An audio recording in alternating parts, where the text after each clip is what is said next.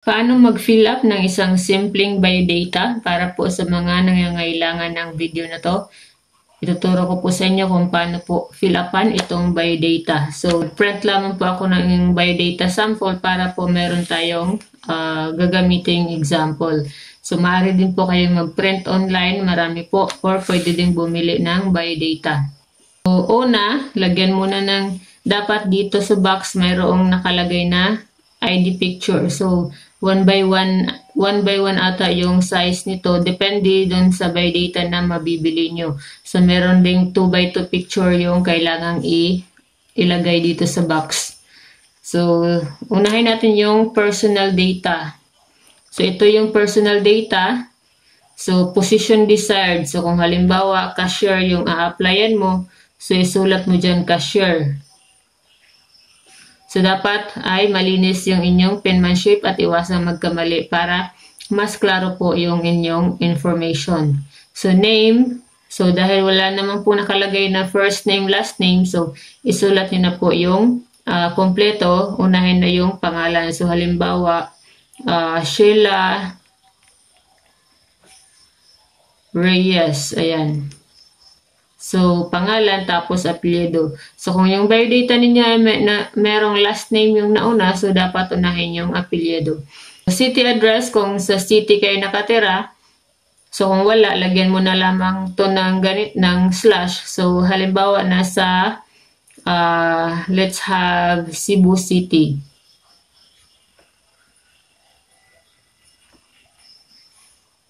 Tapos, provincial address, so ilagay mo yung provincial address mo. So, kung halimbawa, let's have, so dapat kumpleto. Let's have Purok 1, ilang-ilang.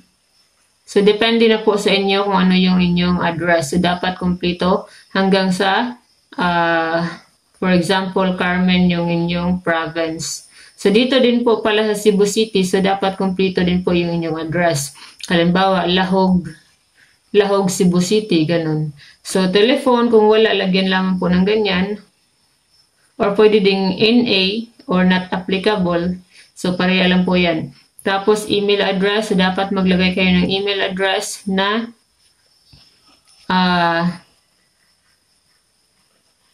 active. Dahil, meron pong mga company na nagsisend po sila ng email para po sa inyong application. Tapos, date of birth, syempre, yung kung kailan po kayo ipinanganak. So, halimbawa, January 3, 1994. Ayan. Tapos, civil status. Dito sa civil status, maraming nalilito. So, syempre, kung single kayo, kahit meron kayong anak or meron kayong live-in partner, kung hindi naman kayo kasal, so dapat single yung ilagay. Yung married, para lamang po doon sa mga tagang ikinasal sa simbahan or sa civil. So, height. So, syempre yung height mo, depende kung ano yung alam mo. So, pwedeng 5'3" or pwedeng in centimeter. Tapos, religion, syempre dapat kumpleto. Huwag isulat yung RC. So, kumpletuhin na po yan. Tapos, spouse, yan po yung asawa kung meron. Kung wala, so NA. Dahil single kayo, so NA. Name of children, kung meron kayong mga anak, isulat nyo lahat ng pangalan dyan. Tapos, father's name, pangalan ng iyong ama. Mother's name, pangalan ng iyong ina. So, kung merong maiden name na hiningi para sa mother's name, so dapat isulat nyo yung apelyido ng inyong ina sa pagkadalaga. Language or dialect spoken and written. So, kung ano yung alam ninyo na lingwahe. So, kung marunong kayong mag-Tagalog, sige, isulat mo dyan Tagalog. Kung marunong kang mag-English, isulat mo dyan English. Or kung ano-ano pa yung alam mo na lingwahe. So, spoken and written. So, yung kaya mong bigkasin at kaya mong isulat. So, person to be contacted in case of emergencies. Ito yung pangalan ng tao na po pwedeng makontak kapag sakaling merong nangyari sa iyo sa trabaho. So, pwede mo isulat dyan yung parents mo, tapos ilagay mo dito yung address at saka yung telephone number. So, itong by data, balik to column siya. So, depende kung ano yung meron ka. So, date. So, date, ito yung date kung kailan mo fill upan. So, halimbawa, nag-fill up ka January 10, 2024. Ayan. Tapos, yung gender mo, gender, ibig sabihin kung ikaw ay female or male. So, dalawa lang po yung option ha.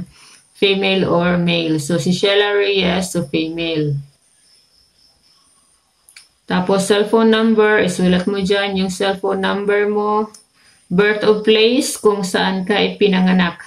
So, halimbawa, ipinanganak ka sa Carmen, Cebu, so isulat mo dyan yung complete address na kung saan ka ipinanganak. So, citizenship, so, syempre, Filipino. Pero kung ikaw ay idayuhan, so isulat mo dyan kung ano yung nationality mo. Tapos weight, for example, 58 kilograms, yung timbang mo in kilograms. So kung hindi mo alam yung height and weight mo, so pwede mo na yung skip.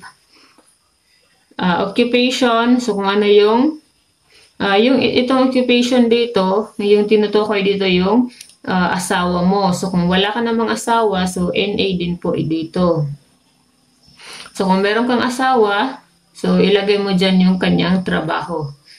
Date of birth, so date of birth, ito para po dito sa mga bata. Kung meron kang mga anak, sinulat mo dito yung mga pangalan nila, dapat kung kailan sila ipinanganak dito, magkakatugma dito. Tapos, dito, occupation, so trabaho ng papa mo, trabaho ng mama mo, isulat mo dito. So, educational background na tayo. So, elementary, kung saan ka nag-aral. Halimbawa, Carmen Elementary School. Ayan, isulat mo ng kompleto, huwag mong i-abbreviate. Ayan. Tapos, year graduated. So, kung anong year ka nag-graduate. So, yung year lang, huwag mo nang isali yung date at saka yung month. So, for example, nag-graduate ka ng elementary, let's say, kayo nang bahala dyan.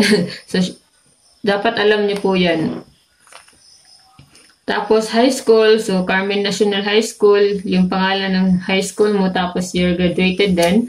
So, college, same din. Isulat mo kung graduate ka ng college, isulat mo kung kailan ka na-graduate. Degree received. So, kung dito yung course mo. So, halimbawa, kung ito ay para lamang po sa nakapagtapos ng college. So, halimbawa, Bachelor of Science in Business Administration. So, isulat mo dyan. Tapos, special skills. So, ano ba yung special skills mo? So, dahil cashier yung position na ina-applyan mo, dapat meron kang dapat alam mo yung how to use POS, mga ganun. So, depende sa'yo kung ano yung skills mo. So, kung yung a-applyan mo carpenter, so dapat alam mo yung mga trabaho ng carpenter. Yan yung ilagay mo dito sa special skills. Ano pa ba yung skills? So, kahit na hindi related, kung alam mo naman na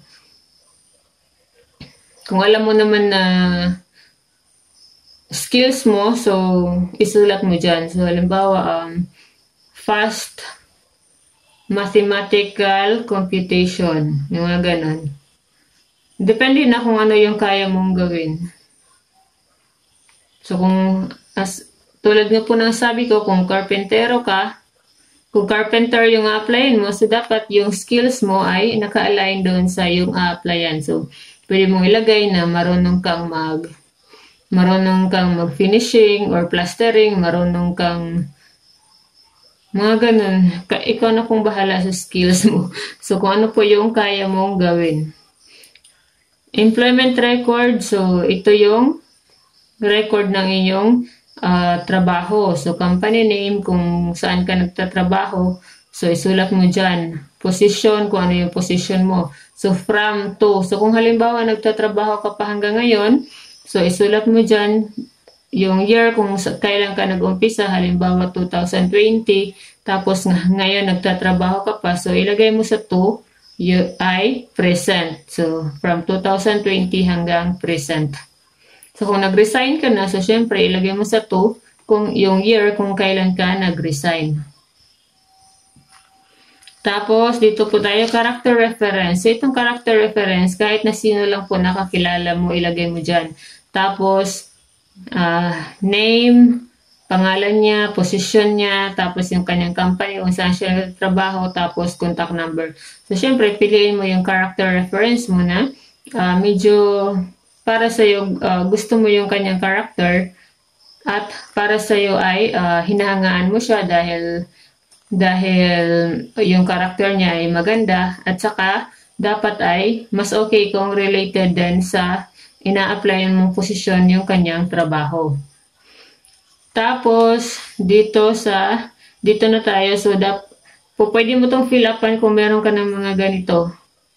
Yung SSS, sulat mo dyan SS number kung meron na, TIN, NBI number, passport number. So, kung wala, pwede mo na skip lahat ng yan. Tapos dito, so dapat huwag pong kalimutan, this is very important, applicant signature. So, perma lang at depende kung sinulat dyan na signature above printed name, so dapat isulat mo muna yung pangalan mo tsaka mo permahan sa itaas. Pero applicant signature lang, so permahan mo na lang na dyan. So, huwag mong kalimutan itong applicant signature, napaka-importante po niyan. So, sana po ay nakatulong ang video na to sa inyong pag-fill up ng biodata. Please don't forget to click the subscribe button para po sa mga karagdagang information regarding kahit na anong document-related na mga katanungan. Good luck po sa inyong pag-a-apply.